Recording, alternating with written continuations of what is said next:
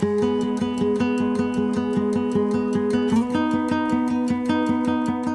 started with a virtual creative lab, so specialists from different bamboo growing countries worked with designers and artists from the UK to talk about what inspires them about bamboo, to exchange skills and stories, and to experiment with practical making and collaboration online. Bali is our context, right? And we're really blessed here. We have some incredible craftsmen, a lot of local artisans, even now we've got local bamboo designers as well. They really come from a whole lineage of working with their hands, a whole lineage of craft that's really embedded into Balinese culture. It has become obvious that bamboo can be used in the development of social spaces because it is a highly sustainable material that has no equal in the plant kingdom.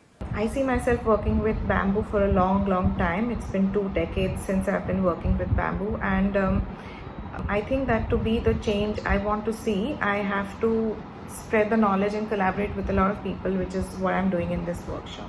The artist designers who took part in the lab are leading pilot projects with community groups.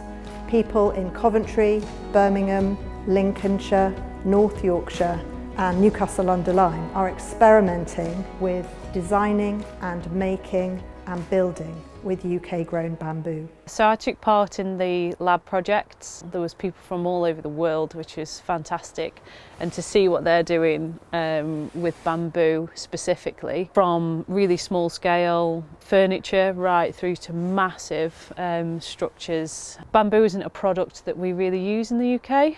It's not something that we particularly understand. So I was really excited to get involved in the research and the lab to build my understanding. It's been really great as well to get back into model making and working with your hands. It was really inspiring to see how other people do it in other countries. They don't start with pen and paper and drawing, they start with let's make a model, let's see what works. Thinking about how we used that information from the labs to bring it into the workshop. So from talking about how structures actually are built and made and how we could scale them down and use them to spark conversations about what it is people are passionate about in their local community. I'm interested in bamboo as a sustainable, hardy and carbon sink material, and would like to explore how a group of people can use this material to build something that is greater than the sum of its parts in the context of climate change.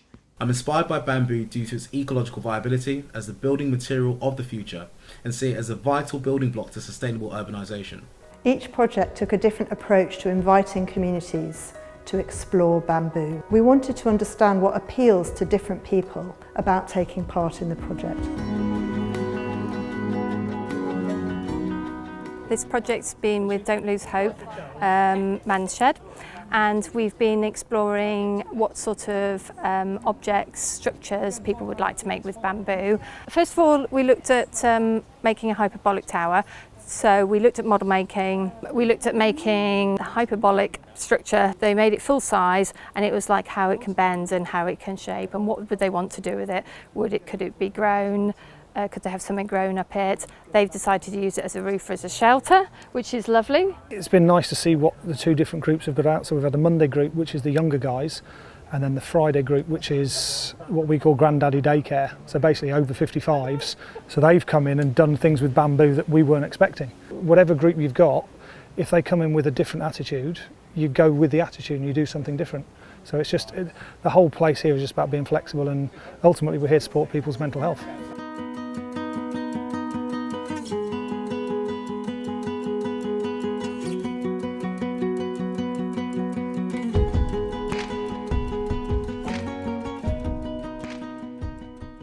So we made a sort of a plan in 3 parts. So the first part, we worked with each group and did each of the parts with each of the groups. The first part was experimenting with bamboo and getting to imagine what a structure could be, what it might be like, introducing the project, introducing the materials, introducing the technique of tying it together, tying the bamboo together with the inner tube, and we made a maquette with each group, so it's a 1/10 scale model. And then I had to combine the 3 maquettes and take ideas from each group to make the maquette of what we're going to make to another 1/10 scale model.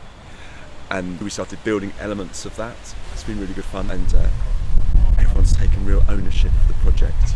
For us, it's a chance to come together and work together. We've all kind of contributed our little bits to it, and this is the first time we've come together collectively to put it together. So it's unusual for us, but as you can see from down, they're all gelled well, really well, with complete strangers, and that's something outside of our comfort zone usually.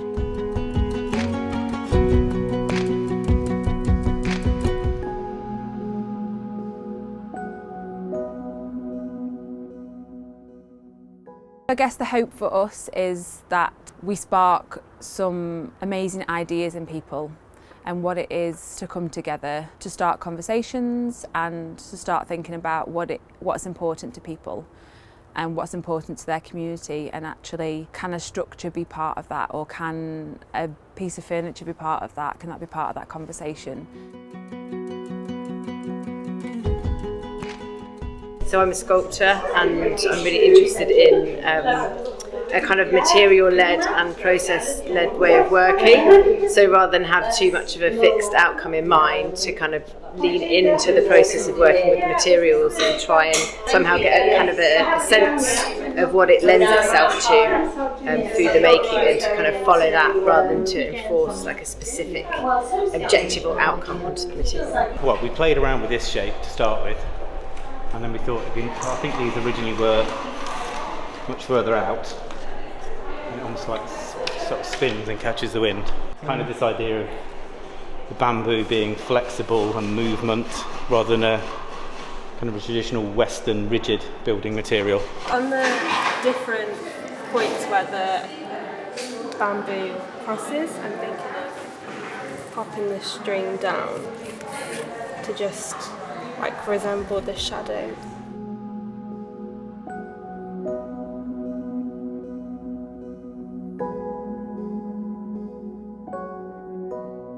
Part of our research has been about locating bamboo that grows in the UK, and we were really lucky to discover expert bamboo grower Michael Brisbane. These are known as Berinda, and they come from Mount Zaibin Shan, and which is on the Indochina border, and also found in Tibet.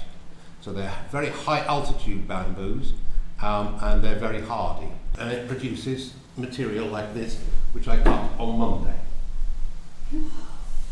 Digital artist Ling Tan has created a pilot digital platform to enable people to connect and collaborate in growing and making. Today was absolutely wonderful introduction to bamboo, and Michael had us telling everything about bamboo, and growing in UK is like, you know, in the cold weather, and it was fascinating to know it could be grown anywhere in the world as well.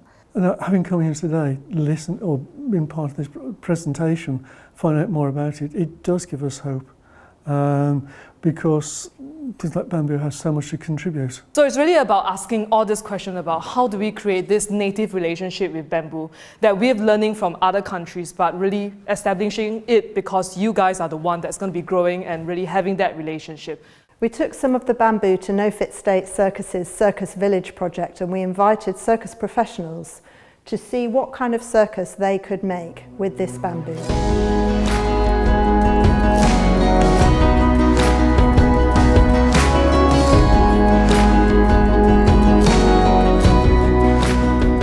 We've learnt so much from the artists and engineers and communities who've taken part in our pilot projects, and their experiences are shaping our ideas for what happens next. So we want to invite people of all ages and backgrounds from across the UK and the world to explore and experiment with the kind of bamboo that either does or could grow in the UK, or the bamboo from their place, to connect in new ways, to share skills and experiences, and together to explore how this amazing material can contribute to a more sustainable future.